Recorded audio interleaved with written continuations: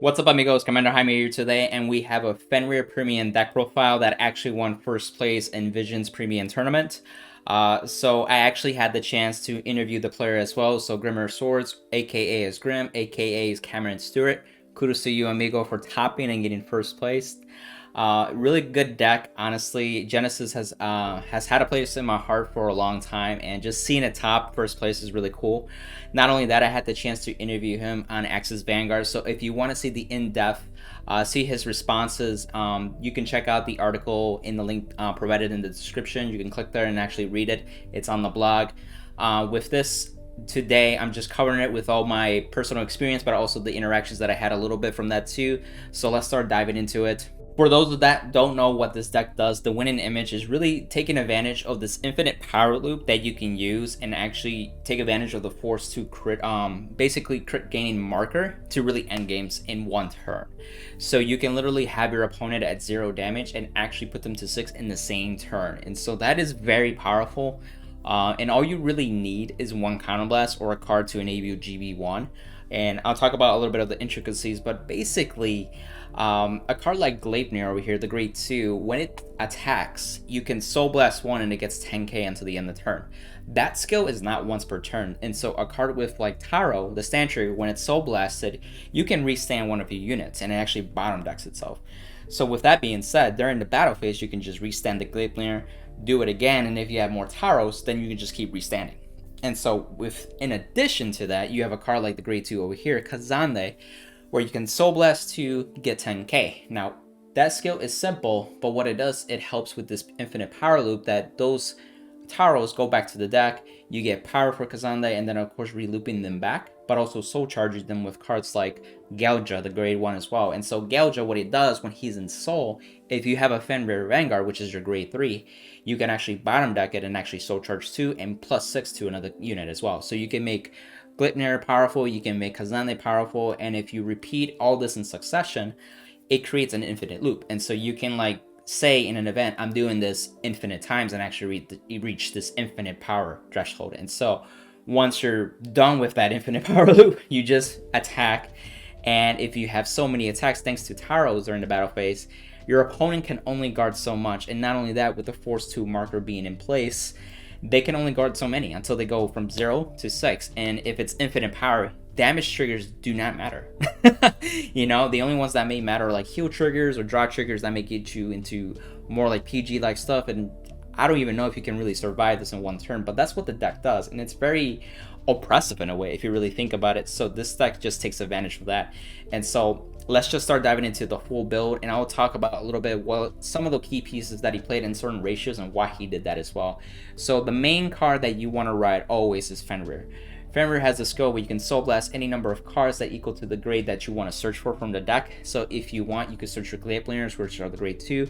You can search for the Kroots, which are the Grade 3. You can search for Zazan. Sarzan is searchable by Fenrir, so this helps you enable GB1 because Taro is locked by GB1. So Sarzan actually has a place in this deck as well, and as you can see, he's playing some vanilla triggers.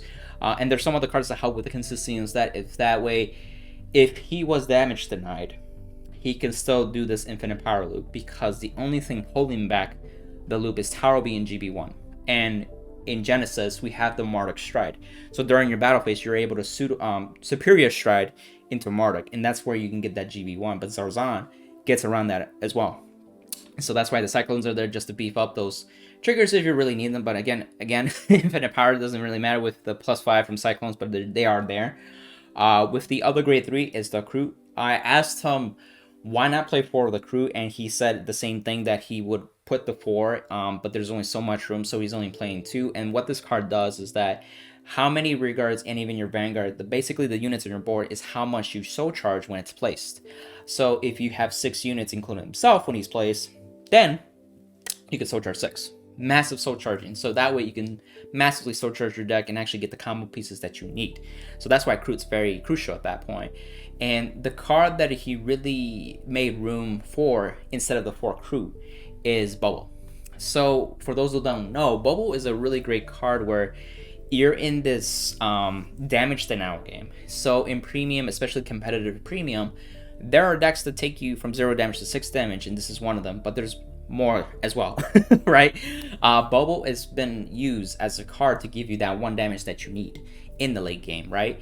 And if you already use the Counter Blast, then it helps you counter charge as well. So you have 2 Counter Blasts to work with at that point, which sometimes that second Counter Blast really makes what pushes the deck further even more. But really that 1 Counter Blast is what you need. And so Bubble provides that dealing damage to you. So if you have 3 or less damage, then you can deal yourself a damage at that point. And of course, counter charge and soul charge 1, so you can add further resources for that. So he's playing 4, so he can get around that as well. So the other grade 2, really, besides the 2 that I mentioned with Gleipnir and of course Kazande, is Grappa. So Grappa is a very old card, and what she does is that when she's soul blasted, you can soul charge too. This helps accelerate the amount of soul charging that you can do with the deck. Fenrir Soul Blast, you got the Kazande that Soul Blast, you got Gleipnir that also soul charges during the battle phase, or soul blasts during the battle phase, and you have ways to soul blast this unit to further soul charge more into your soul. And so that gives you your pieces, such as like the Kroots, the Gleipnirs, the Taros, the Gaujas, to really further your strategy at that point. And then going into her sister from another mister, Valencia. Valencia is the grade 1 equivalent, where it's soul blast, so you soul charge too. These are older cards, so this one is a 5k shield, so it's not that great in hand, but ultimately you want it in the soul, and then you can use some soul blasting skull to soul charge to further as well. And a card to help mitigate with that is the Bangle. This is an order card that you can use. You can shove a grade 2 or lower unit from your hand into your soul, and then top the filter deck and add something and stuff like that. But the key thing is actually putting stuff into the soul from your hand. That's the main part. So even if you have Valencia, you have the Grappas, the Taros, or even the Gouges in hand, you can shove them into soul with this card. And that's really what makes the difference. And it doesn't matter if it's a -1 technically, because at the end of the day, you're going to win that turn, right? Your hand size or your deck size doesn't matter if you win that turn at that point, right? And with that being said too, you can see the trigger lineup. Of course, we want the 4 Taro because we want the maximum number of copies of Taro to get the maximum number of restands with her abuse. We have the Unright Josh starter. This is just to help get into your combo pieces, because you can play some of the other starters like the one that goes into soul, and if you soul blast, you can get something else. But ultimately, you're better off with this card. And also, if you get the Ticket Shield, you get the Ticket Shield at that point. A lot of draw triggers, and I think one of the this is one thing I did not ask, or he did not point out, is that why is he playing 8 draws? It's probably because the early game for this deck isn't that great. So if you damage check or even drive check a draw, it's very helpful. Not only that, it helps you get the combo pieces that you need, so you're not so dependent on Fenrir. But again, you have to drive check these or damage check these to really get the benefit of a draw trigger, so be mindful of that. And then of course, you know, cards that you really want to discard or anything like that, the draw triggers are there for, especially if you PG. You don't want to PG as much in this deck, but if you have to, you have to. And then there's crit pressure as well. Notice that there's 4 vanilla crits, there's 4 draw triggers, there's no Stride Fighter crits, there's no the Into Soul, get 10k to the Vanguard draw card. Crit is because of Sarzan. So those are really the vanilla units that it uses to actually enable GB1. That way you have it. And again, with the Bangle, you can just really get some card keys. And actually, Gleipnir, the skill that it has on Vanguard Circle and Rearguard Circle, if you have the Counter Blast on top of that, you can actually grab a card from Soul, and it doesn't matter what it is. So you can grab a missing vanilla trigger to get Zazaran off if you want to. If you need Bobo, for example, to get you the extra damage or just further extend, you can do whatever you need at the point. And so you have these cards to really help you get to that winning image and actually just close out the game.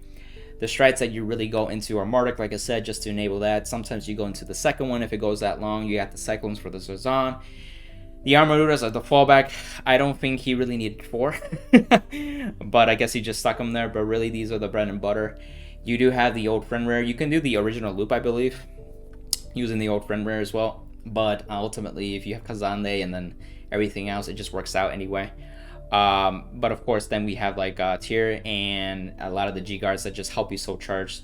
Iris is the key piece that lets you freely soul charge 3 cards, where Ear, you need a soul charge of a different grade, and sometimes that doesn't always work out, especially if you have like multiple copies of Greppa or Taro.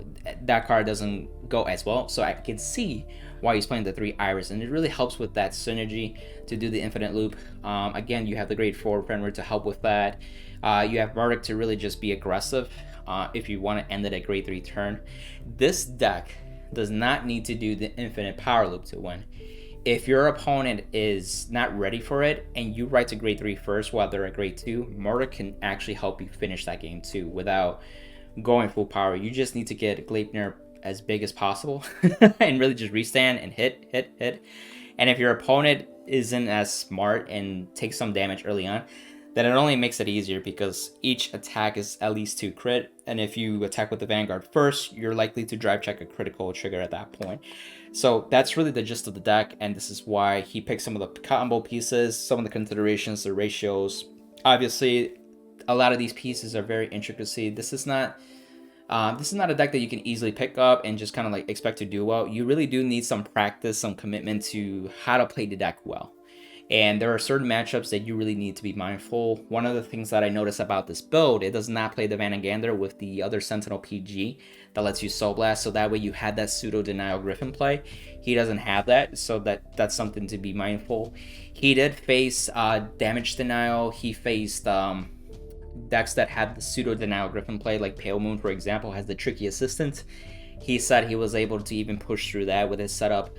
I have to look back at his games on how he did that, but he mentioned that as well. And again, if a deck damage denies what he actually faced, that Bobo actually came into play to give him that one counter blast and really go off at that point. So with that being said, if you guys want to see more of Cameron's thoughts and responses to the interview, feel free to check the description to the link to Access Vanguard for the interview article. Like the video, comment down below, give me some insight too if you want to share your thoughts too, or anything that from the article that you might want to leave a comment here on the video as well. Anything that I missed or anything that you liked, share it with your friends and subscribe. See you, amigos. Bye.